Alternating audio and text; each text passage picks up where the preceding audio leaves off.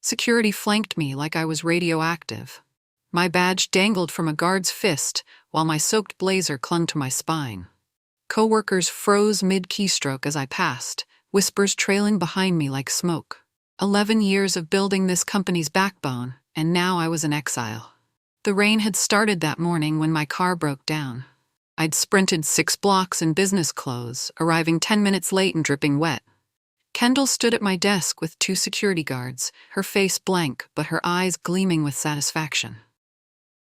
"We need people who respect the clock," she said coolly, holding up my termination letter. The ink wasn't even dry. I stared at the paper, my name typed in cold corporate font. 11 years of 60-hour weeks, of saving their systems from crashes, of being the invisible backbone that kept everything running. All erased because I was 10 minutes late after my serpentine belt snapped in a downpour. Effective immediately. Kendall continued, her voice sharp as glass. The security guard stepped closer, boxing me in while she stood back, immaculate in her pressed suit. My hands shook as I reached for my coffee mug and desk plant. Suddenly, these simple items felt like stolen contraband.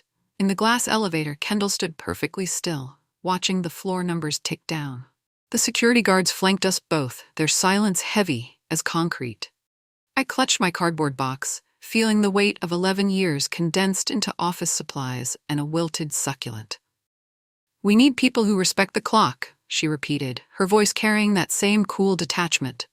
I whispered that it had only been 10 minutes. Her mouth curved into something that wasn't quite a smile, more like pity mixed with triumph. "You make 3 times what I do," she said quietly, her eyes never leaving the descending numbers.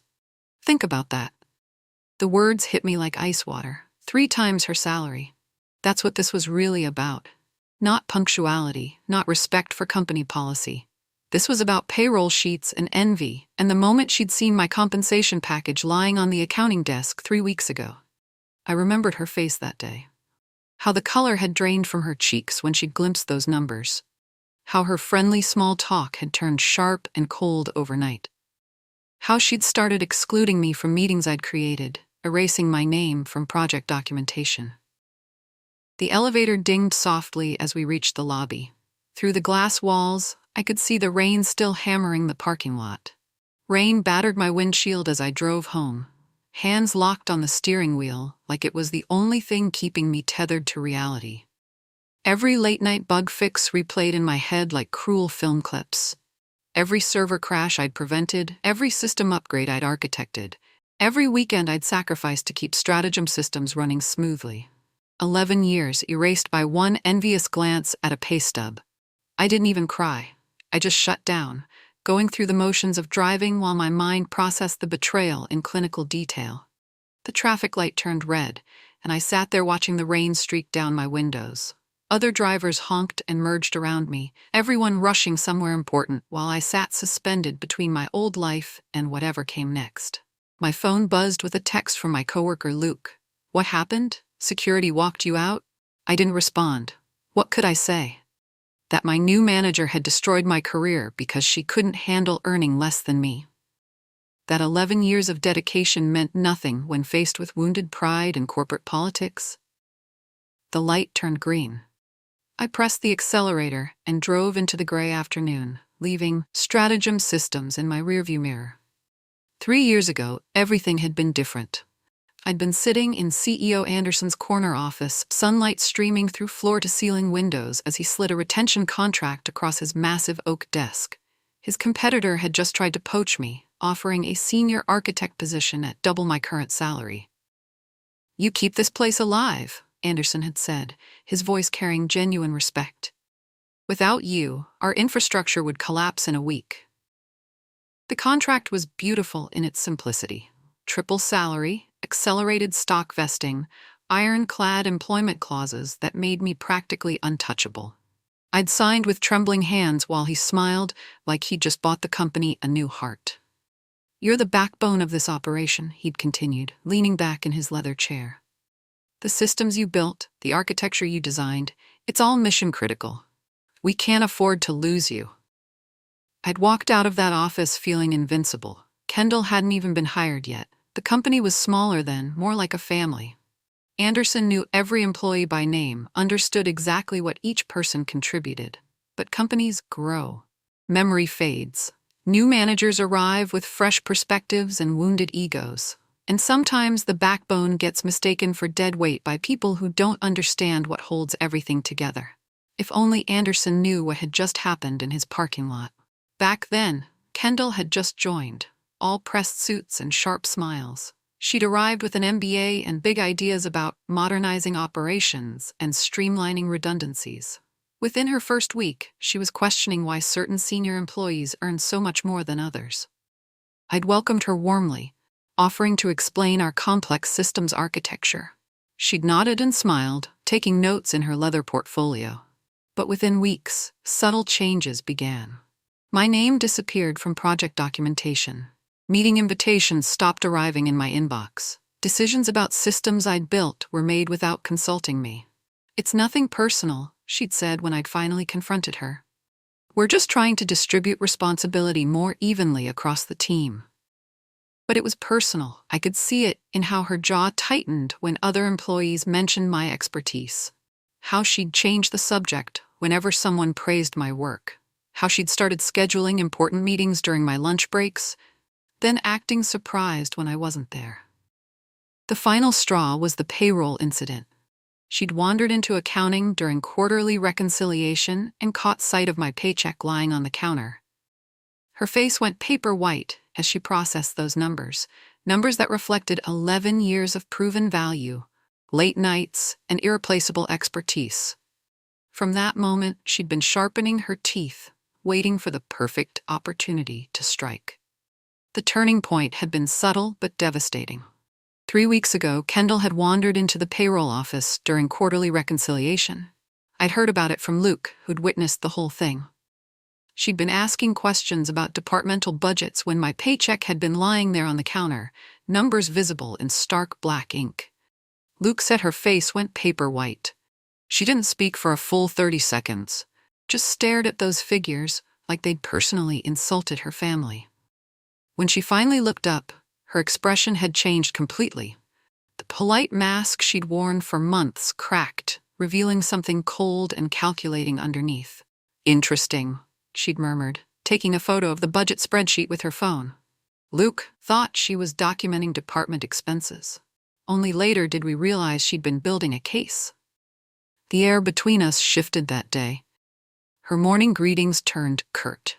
She started questioning my every decision, demanding documentation for processes I'd established years before she arrived. She began holding meetings about salary optimization and performance-based compensation. I should have seen it coming.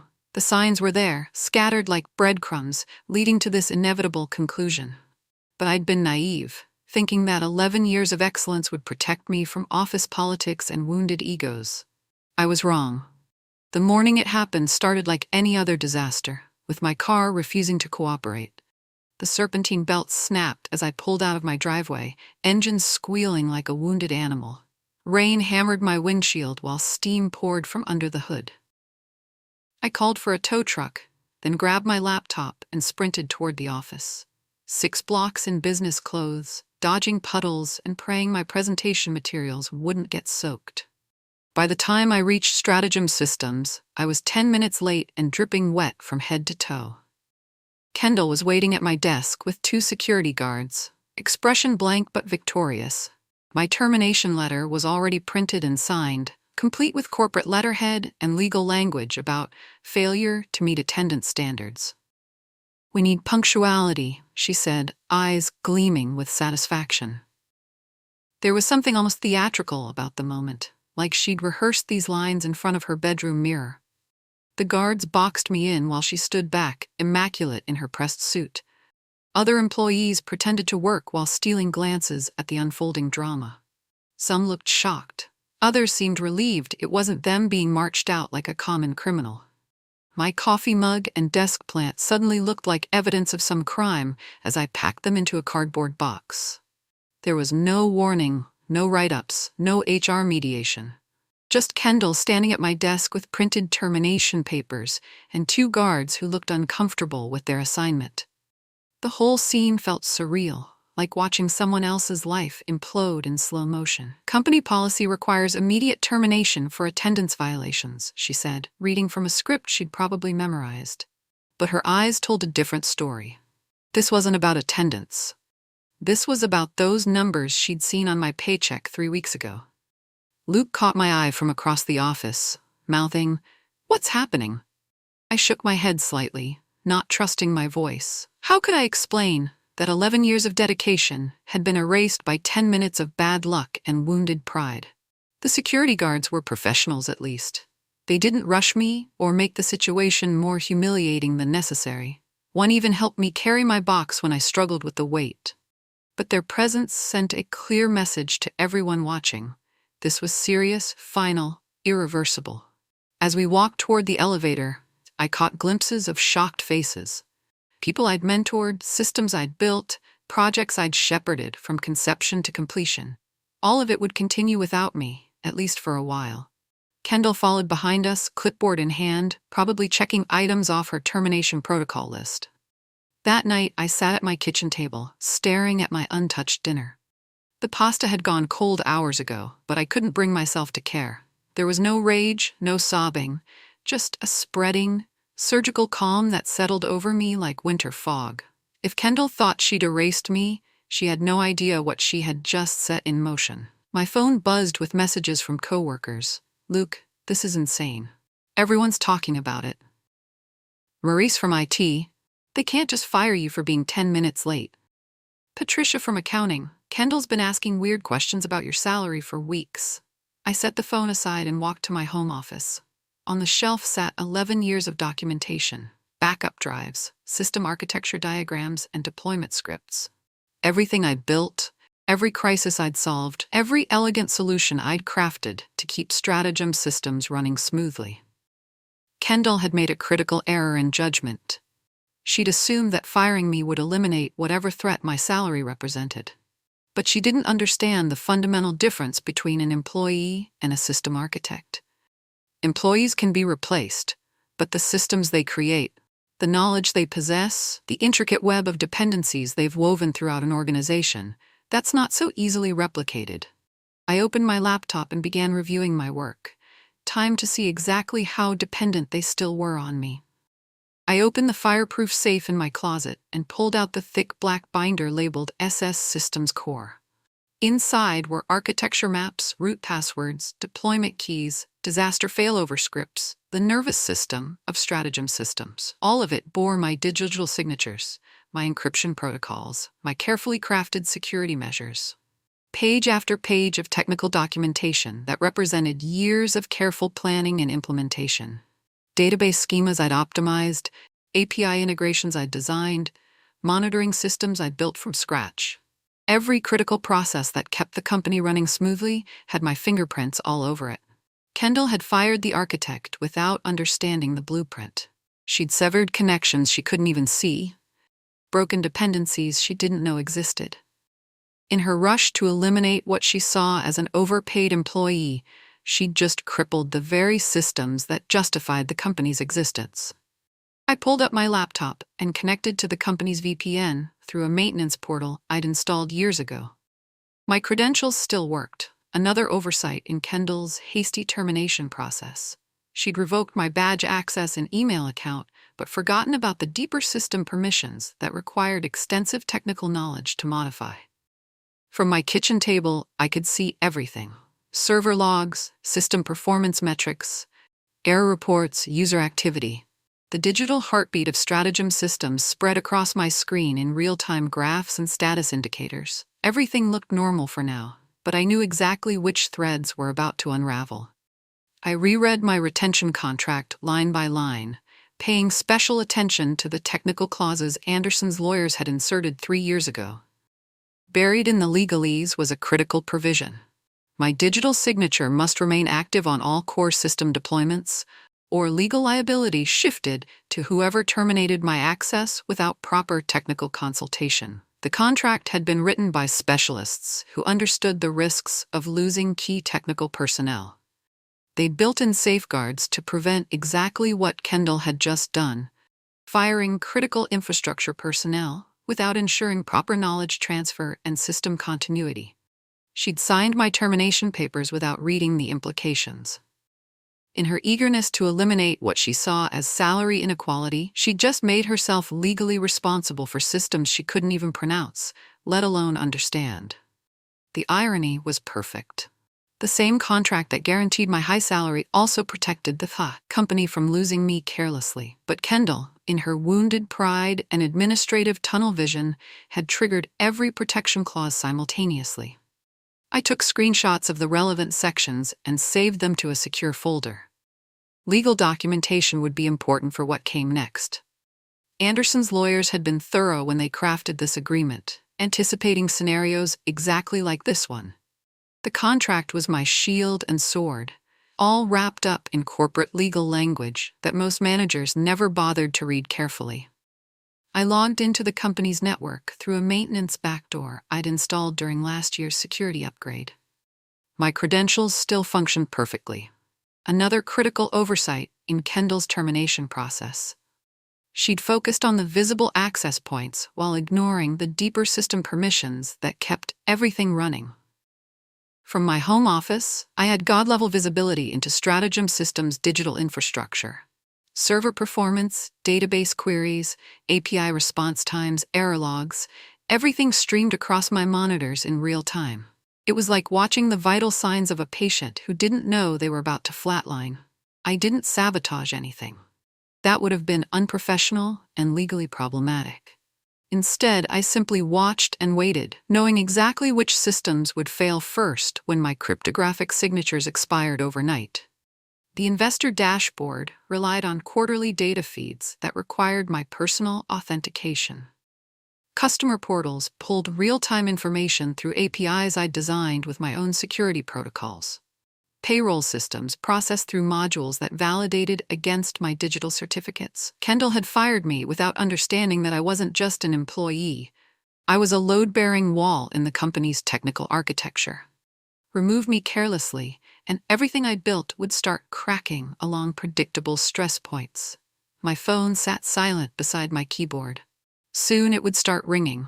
By dawn, I saw the first hairline cracks appearing in the system. The investor dashboard pulled quarterly data from modules that required cryptographic handshakes every 96 hours. My handshakes. With my credentials frozen by Kendall's termination order, the authentication chain had broken sometime around midnight.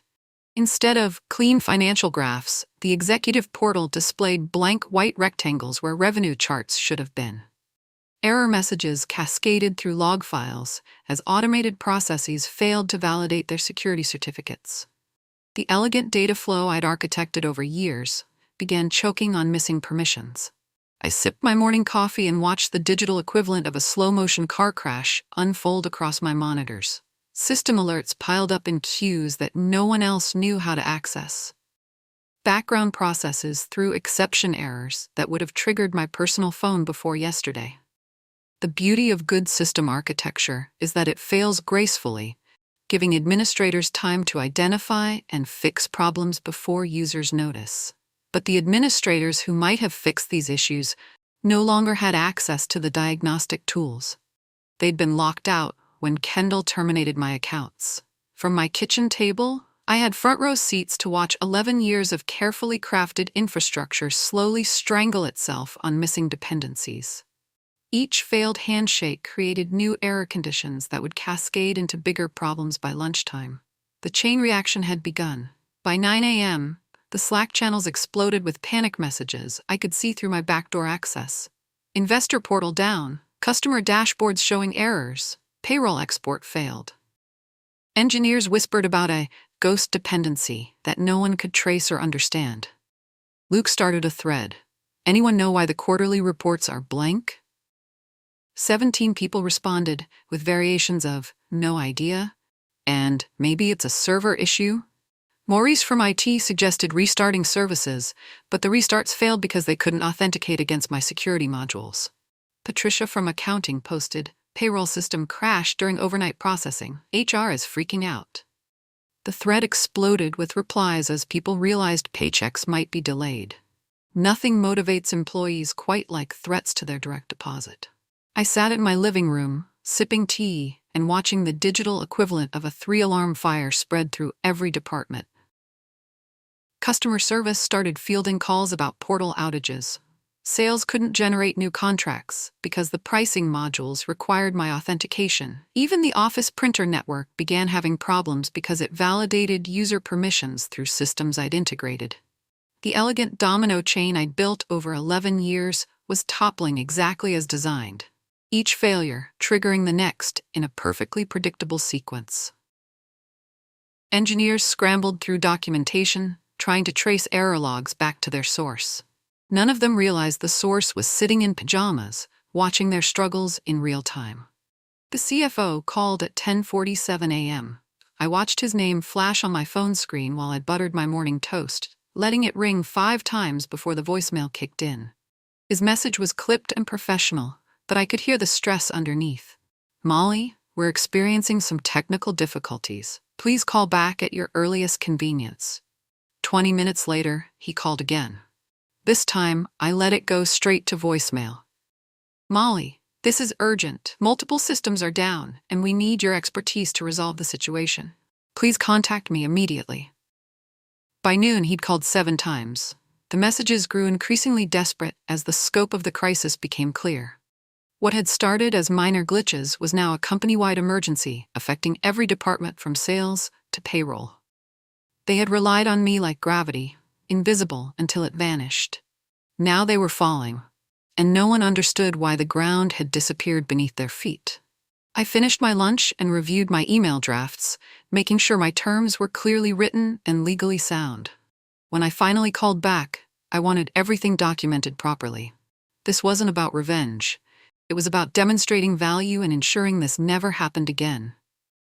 My phone buzzed with a text from Luke. "Where are you? Everything's broken and management is going crazy." I typed back, "At home, no longer my problem." The response was immediate. "What do you mean? We need you." At 2:15 p.m., Kendall sent her first email. The subject line read, "Urgent, need system credentials," and she'd CC'd half the executive team, including Anderson himself. The tone reeked of desperation wrapped in corporate speak. "Due to unexpected technical difficulties, we require immediate access to core system authentication protocols. Please provide all relevant passwords and security keys for critical infrastructure components." I read it twice, marveling at the audacity.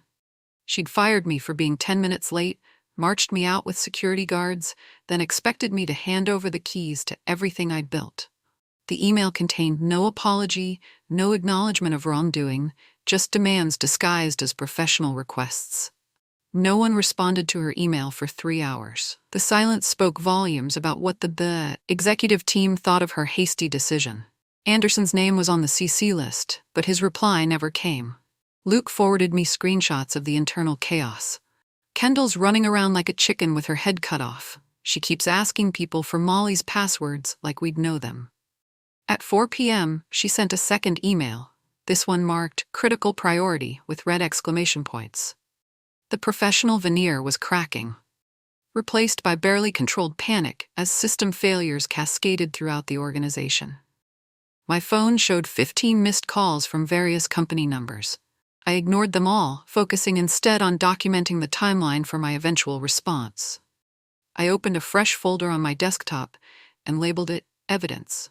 Into it, I dropped time-stamped logs showing which system releases required my digital signature, how Kendall had bypassed technical protocols during my termination, and which compliance reports were now legally invalid without my authentication. Page after page of clinical documentation painted a clear picture.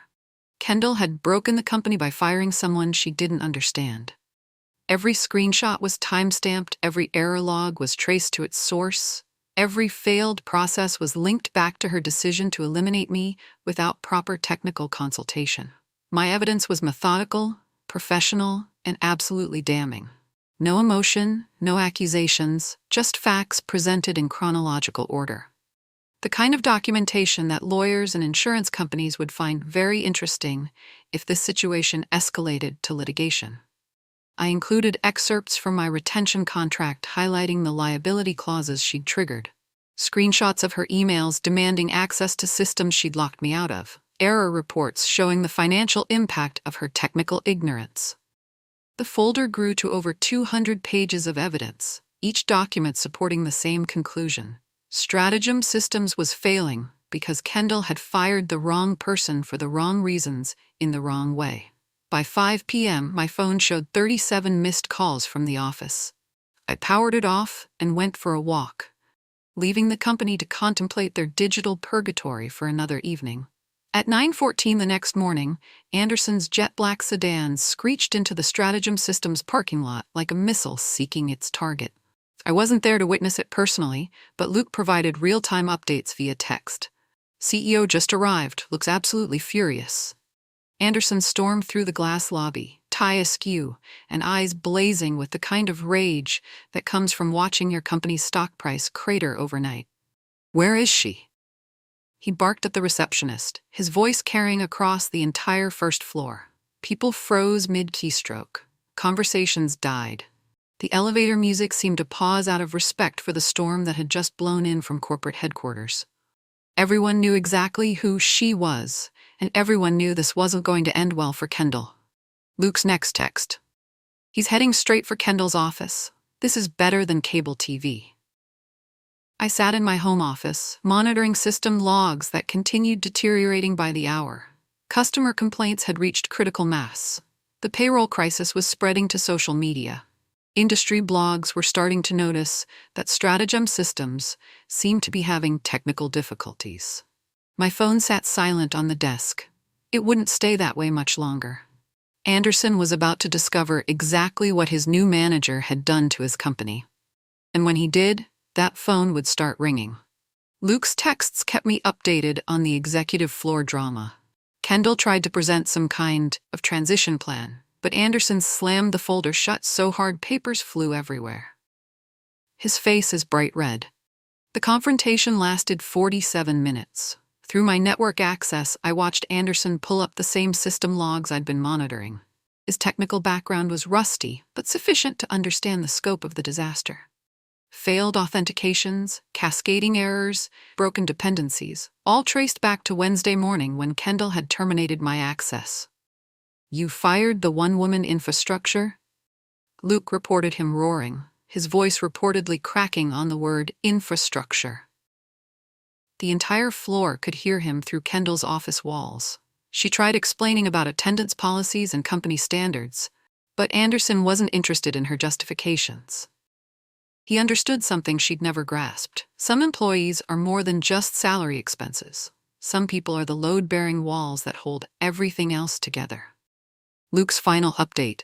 Kendall just walked out looking like she's going to throw up. Anderson's still in there making phone calls. Pretty sure one of them is to you.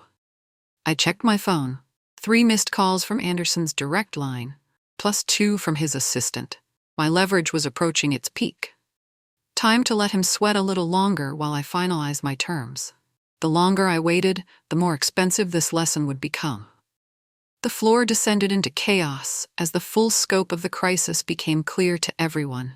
Engineers scrambled through documentation they'd never seen before, trying to decipher architecture diagrams and deployment scripts they didn't understand. Customer service fielded angry calls about service outages. Sales couldn't generate contracts because pricing systems remained locked. Kendall stood in the center of it all, lipstick smudged and authority evaporating by the hour. She tried giving orders, but no one followed them. Her transition plan lay in tatters on Anderson's office floor, while the company burned around her. Luke sent photos of the engineering team huddled around printouts of system architecture, looking like archaeologists trying to decode an ancient language. Maurice has been staring at your database schema for 2 hours, his text read. He keeps saying this doesn't make sense, but I think he means he doesn't understand it. Patricia from accounting looked ready to cry as she explained to increasingly angry employees why their paychecks were delayed. The payroll system required authentication protocols that only I knew how to reset, and those protocols had been locked when Kendall terminated my access. By 3 p.m., local news stations were reporting on technical difficulties at major systems company. Social media buzzed with customer complaints. Industry competitors circled like vultures, reaching out to disgruntled stratagem clients with alternative service offers. Everyone was waiting to see who would survive this disaster. Most bets were against Kendall. Anderson called at 3:47 p.m. I let it ring twice before answering, keeping my voice steady and professional despite the adrenaline coursing through my veins. This was the moment 11 years of expertise would either pay off or end in legal warfare. "Molly," his voice was hoarse, probably from yelling at Kendall. "We need to talk." "I'm listening," I replied, though we both knew I held all the cards now. "The company is." He paused, choosing his words carefully. "We're experiencing critical technical failures. Our systems are degrading by the hour." "I heard," I said neutrally. Unfortunate timing given that I was just terminated for attendance issues. Silence stretched between us, heavy with implications. Anderson was too smart to miss the hack connection, too experienced to believe this was coincidence. He knew exactly why his company was falling apart, and he knew who could fix it. "You broke your own company," I said finally, my voice carrying 11 years of quiet frustration. "You have two choices. Reinstate me on my terms, or rebuild everything from scratch." More silence. Then, in a voice barely above a whisper, "Draft your conditions." I smiled, looking at the document I'd prepared hours earlier. "I already have them written. This time I'm not just coming back. I'm coming back untouchable." My terms were comprehensive and non-negotiable. Chief Systems Officer title with executive-level authority, reporting directly to Anderson, not through any intermediary managers. Double equity stake with accelerated vesting. Retroactive bonus covering the financial and reputational damage from my wrongful termination. But the most important clause was operational independence. I would have final authority over all technical decisions, with contractual protection against interference from non-technical management. No more Kendalls making decisions about systems they didn't understand. Anderson reviewed each point in silence. Occasionally he'd pause to ask clarifying questions, but his tone remained respectful, almost deferent. He understood that I wasn't just negotiating a job. I was defining the terms under which I'd save his company from complete technical collapse. "The equity increase alone is worth millions," he noted. "So is the system architecture I built," I replied. "So is the knowledge that's currently locked in my head while your company disintegrates. Calculate the cost of rebuilding everything from scratch, then add the lawsuits from angry customers and investors. My terms start looking very reasonable." He signed the agreement at 6:23 p.m. Within minutes, my phone buzzed with system restoration notifications as my access credentials were reactivated. Like blood returning to a severed limb, digital circulation resumed throughout stratagem systems. By 7 p.m., the first systems came back online. By 9 p.m., payroll was processing normally. By midnight, the crisis was over. 24 hours after being marched out like a criminal, I walked back through the same glass lobby doors. No badge check this time. The security guards who'd escorted me out yesterday now nodded respectfully as I passed. Word had spread quickly about my new position and the circumstances of my return. Conversations died mid-sentence as I crossed the main floor. The vending machine seemed to hum quieter. Copy machines paused their mechanical rhythms. I kept my eyes forward, heels clicking against polished concrete like gavel strikes announcing a new order. Luke caught my eye and grinned, giving me a subtle thumbs up. Maurice from IT looked sheepish, probably remembering his failed attempts to decipher my documentation. Patricia from accounting smiled with genuine relief. She'd been fielding angry payroll calls for 2 days. I took the elevator to the executive floor, watching familiar floor numbers tick upward. The same elevator where Kendall had gloated about my salary yesterday. The same confined space where she'd revealed her true motivations for destroying my career. The doors opened onto the executive hallway. My new office was 3 doors down from Anderson's corner suite, with windows overlooking the same parking lot where my career had almost ended. Time to begin the second phase of my tenure at Stratagem Systems. Kendall's former office was stripped bare when I walked past it. Nameplate removed, desk cleared, bookshelves emptied of her business school textbooks and motivational posters.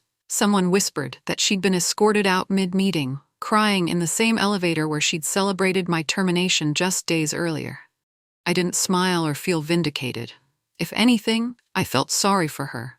She'd let wounded pride override professional judgment, destroying her own career while trying to eliminate what she saw as a threat. The salary difference that had triggered her jealousy was based on 11 years of proven value, not favoritism or corporate politics. But she'd chosen to see it as unfair, chosen to interpret my compensation as somehow diminishing her own worth. That choice had cost her everything and nearly destroyed the company she'd claimed to protect. My new office was being prepared: furniture delivery, network setup, security badge programming. Anderson's assistant handed me temporary credentials and a key card programmed for executive access. The same access levels that had been revoked in Kendall's termination ceremony were now restored and expanded. I spent the afternoon reviewing system status reports and planning infrastructure improvements. The crisis had revealed several weaknesses that needed addressing, but now I had the authority and resources to implement solutions properly. Tomorrow, the real work would begin. In the main conference room, Anderson stood beside me as photographers from the company newsletter captured the moment. Sunlight streamed through floor-to-ceiling windows, while executives and department heads watched from around the polished table.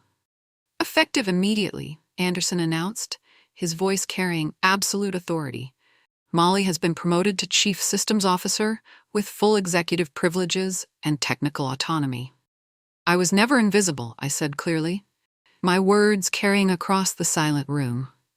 "Just underestimated." As the meeting dispersed, Anderson walked me to my new office. Through the windows, I could see the parking lot where this whole drama had begun. The same space where Kendall had stood in the rain, watching security escort me to my car while believing she'd won some kind of victory. Now she was gone, and I was back stronger than ever. Sometimes the best revenge is simply being irreplaceable. And this time, no one would dare look away.